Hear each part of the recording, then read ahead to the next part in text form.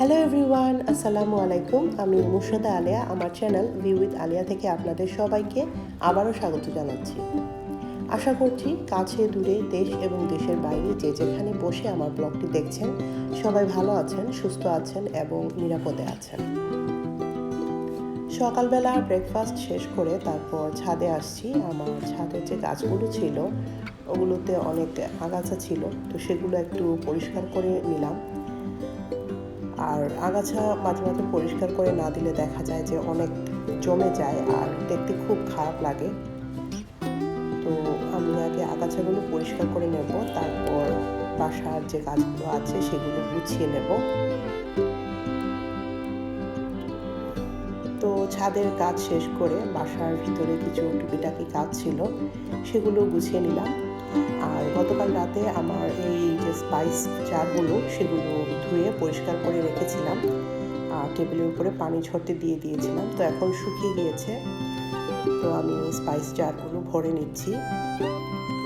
আমি একসাথে মাসের বাজার আনাই, তো সেই বাজারের যে বড় প্যাকেটগুলো থাকে সেগুলো আমি বড় কন্টেনারে রেখে দিই। আর যেগুলো সবসময় ইউজ করি যে মশলাগুলো সেগুলো এরকম ছোট ছোট স্পাইস জারে করে রাখি। ছোট এই স্পাইস জারগুলো আমি সবসময় আমার চুলার পাশেই রাখি, তাহলে রান্না করার সময় সব কিছু হাতের কাছে পাওয়া যায় আর সুবিধা হয়। স্পাইস যে জারগুলো কাচের থাকে সেগুলো খুব বেশি ময়লা হয় না, তারপরেও আমি মাঝে মাঝে এগুলো পরিষ্কার করি। তো মাসে একবার পরিষ্কার করলেই কিন্তু এগুলো ভালো থাকে। অনেক সময় হচ্ছে চুলার সামনে থাকে, যে কারণে একটু তেল চিটচিটে হয়ে যায়। আর বেশি তেল চিটচিটে হয়ে গেলে কিন্তু সেটা পরিষ্কার করাটাও বেশ কষ্টের কাজ হয়ে যায়, যে কারণে আমি মাসে একবার এগুলো এরকম করে ধুয়ে তারপর পরিষ্কার করে নিই। প্রথমে জারগুলোকে খালি করে নেই, তারপরে হচ্ছে লিকুইড যে কোনো ধরনের যে বাসন ধোয়ার জন্য লিকুইডগুলো থাকে সেগুলো গরম পানিতে মিশিয়ে তারপর একটা গামলার মধ্যে নিয়ে নেই, আর এই জারগুলোকে সেটার ভিতরে ডুবিয়ে রেখে দিলে কিন্তু অনেক সুন্দর পরিষ্কার হয়ে যায়। আর পরে একটু জাস্ট ঘষে নিলেই এগুলো একদম ঝকঝকে নতুনের মতো হয়ে যায়।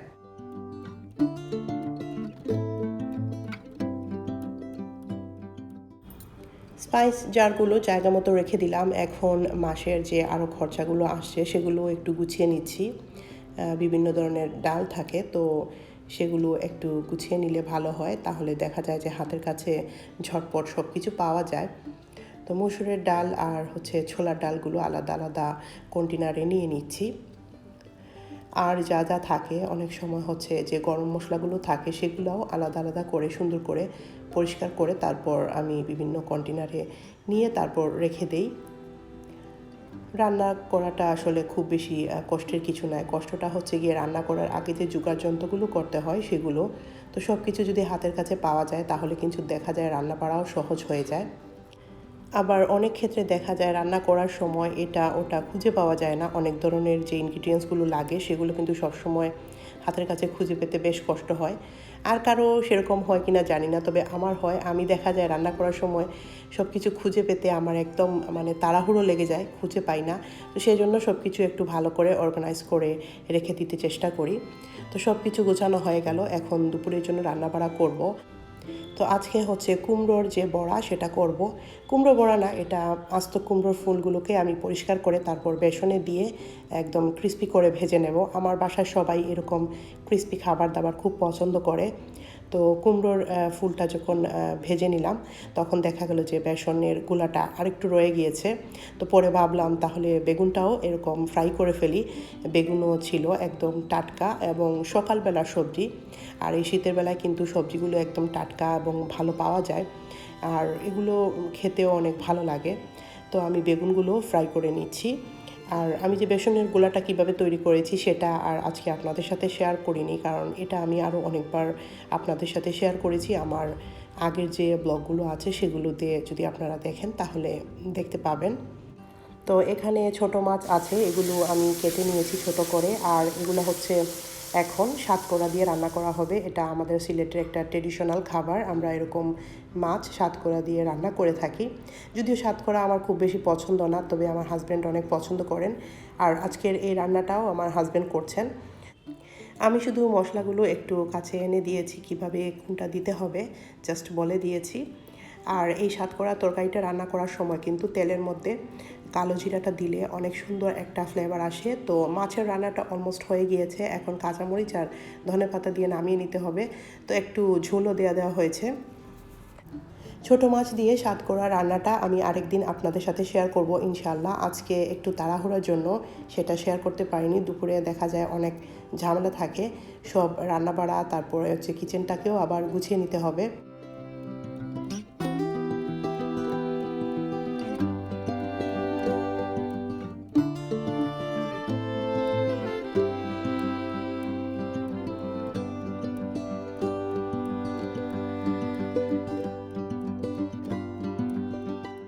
এখন কিচেনটা গুছিয়ে নেওয়া হয়ে গিয়েছে। আমি হচ্ছে শাওয়ার নিয়েছি, তারপর জোহরের নামাজটা পড়ে এখন টেবিলে খাবারগুলো নিয়ে নিচ্ছি। আজকে রান্না করেছিলাম অফ ক্যামেরায় ফুলকপি দিয়ে মাছ, আর হচ্ছে টমেটোর টক, ছোট মাছ দিয়ে সাতকরা, আর সাথে হচ্ছে বেগুনের বড়া, আর এগুলো হচ্ছে কুমড়োর ফুলের বড়া। তো সব কিছু টেবিলে নিয়ে আসলাম, এখন খাওয়া দাওয়ার পালা।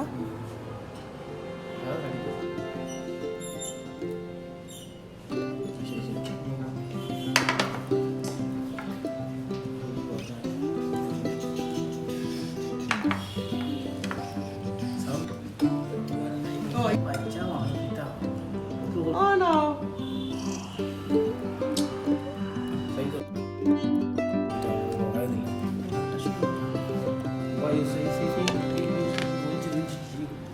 টেবিলে খাবারগুলো বেড়ে দিচ্ছিলেন আমার হাজব্যান্ড। উনি সবসময় এরকমই করেন, সব কিছু সবাইকে বেড়ে দিতে পছন্দ করেন। তো আমি, সাইফ আর আমার হাজব্যান্ড আমরা একসাথে খেতে বসছি। সাইন এখনও শাওয়ার করেনি, ও শাওয়ার করে তারপর খাবে। আর শামসের খাবারগুলো উপরে দেওয়া হয়েছে, ও তো অসুস্থ আপনারা যারা জানেন, তো সে কারণে ওকে খাবারগুলো উপরেই দিয়ে দিতে হয়। তো খাওয়া দাওয়া শেষ করে দুপুরের দিকে হঠাৎ করে এই অনাকাঙ্ক্ষিত অতিথির সঙ্গে দেখা। তো একদম আমাদের বাসার জানালার সামনে বসেছে। আমি তো ভয়েই শেষ, যদি বাসার ভিতরে ঢুকে পড়ে। তো সব জানালাগুলো আগে লাগিয়ে দিয়েছি। আসলে আমাদের মানুষেরই হচ্ছে প্রবলেম, আমরা গাছপালা, জঙ্গল, বন সব কিছু কেটে একদম ধ্বংস করে দিচ্ছি ওদের আবাসস্থল, যে কারণে ওরা হচ্ছে খাবার দাবার পায় না, তো লুকালয়ে চলে আসে। তো যাই হোক, এখন আবারও কিচেনে চলে আসছি। আজকে হচ্ছে শামি কাবাব করব রাতের জন্য, তো সেই রেসিপিটা আপনাদের সাথে শেয়ার করব।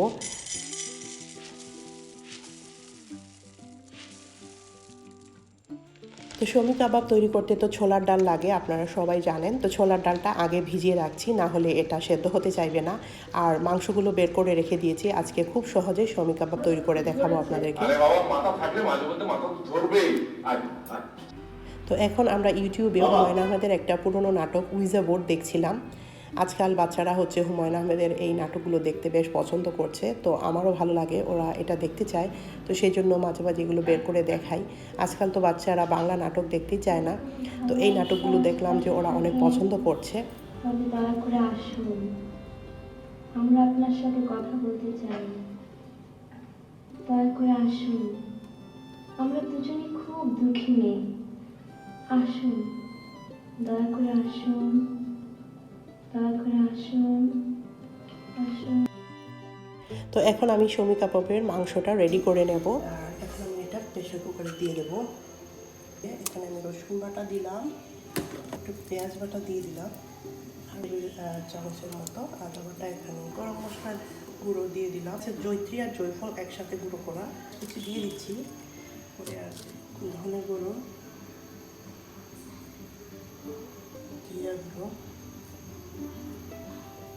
মরিচের গুঁড়ো আমি একটু দিচ্ছি বেশি করেই, একটু হলুদের গুঁড়োটা এখানে, দু তিন টুকরো দারুচিনি আর তেজপাতা দিয়ে দিচ্ছি, কারণ এগুলো তো হবে পরিমাণ মতো লবণ।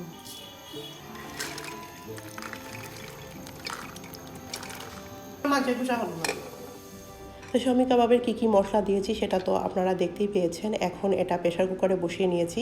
প্রেশার কুকারে বসালে খুব তাড়াতাড়ি মাংসটা সেদ্ধ হয়ে যায়, আর এটা ব্লেন্ডার করা লাগে না। তো 10টা সিটি দেওয়ার পরে এটা নামিয়ে নিয়েছিলাম, তারপরে আবার তেল দিয়ে আবারও 2টা সিটি নিয়ে নিয়েছি। তো এখন দেখাই যাচ্ছে মাংসটা একদম গলে গিয়েছে, একদম চর্বি সব কিছু। আর এখানে কিন্তু হাড়ওয়ালা মাংস দেওয়া যাবে না।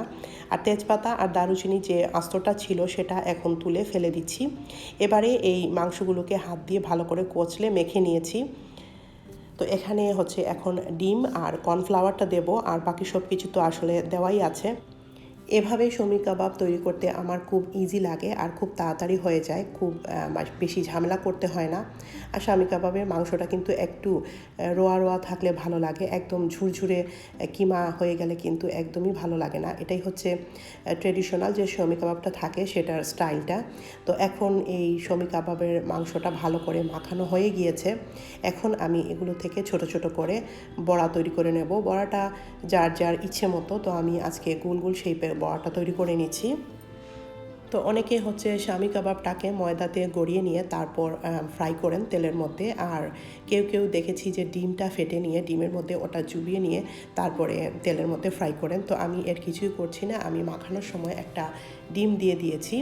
আমার কাছে এভাবে করতেই বেশি ভালো লাগে আর ইজি মনে হয়। তো প্রথমে আমি এগুলোকে করে একটা প্লেটে নিয়ে 10 থেকে 15 মিনিট একটু ডিপ ফ্রিজে রেখে দেব, তাহলে এটার বাইন্ডিংটা ভালো হয়। আর আমি তো কর্নফ্লাওয়ার দিয়েছি, কর্নফ্লাওয়ার দিলেও কিন্তু বাইন্ডিংটা অনেক ভালো হয়। তো 10-15 মিনিট ডিপ ফ্রিজে রেখে দেব, আর তারপরে হচ্ছে খাওয়ার আগে আগে তেলের মধ্যে ফ্রাই করে নেব।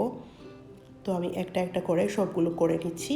আর যদি এই কাবাবগুলো সংগ্রহ করতে হয় তাহলে ডিপ ফ্রিজে আর একটু বেশি সময় রেখে একদম শক্ত হয়ে যাওয়ার পরে এটাকে বিভিন্ন বক্সে বা জিপলক ব্যাগে ভরে তারপর সংগ্রহ করা যেতে পারে।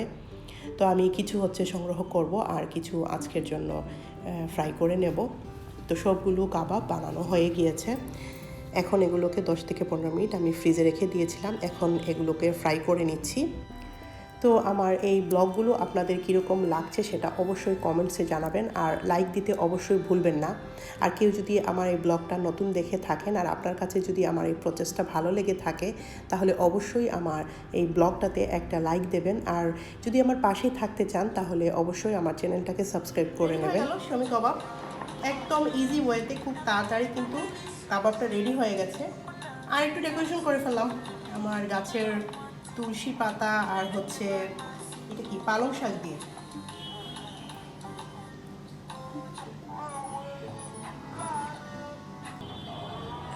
তো ডেকোরেশনটাকে আরেকটু আকর্ষণীয় করার জন্য আমি এখানে টমেটোর সসটা উপর থেকে দিয়ে দিচ্ছি। আর আজকের ব্লগটা আমি এখানে শেষ করব, আর বেশি লম্বা করব না। আর যেতে যেতে বলে রাখি, যারা আমার চ্যানেলটাকে সাবস্ক্রাইব করে নিয়েছেন তাদের সবাইকে অনেক অনেক ভালোবাসা। আর যারা এখনও আমার চ্যানেলটিকে সাবস্ক্রাইব করেননি তারা প্লিজ আমার চ্যানেলটিকে সাবস্ক্রাইব করবেন এবং আমাকে উৎসাহ দিয়ে আমাকে এগিয়ে যেতে সাহায্য করবেন।